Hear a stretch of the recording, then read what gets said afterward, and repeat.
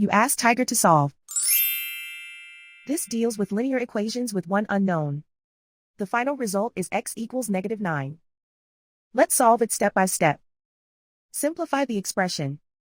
Break up the fraction. Find the greatest common factor of the numerator and denominator. Factor out and cancel the greatest common factor. Group all constants on the right side of the equation. Subtract 3 from both sides. Simplify the arithmetic.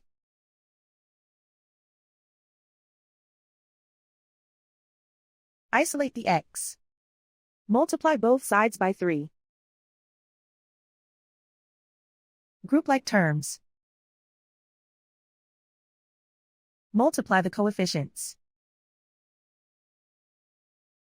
Simplify the fraction.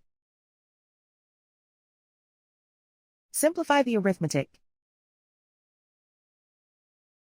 And so the final result is x equals -9.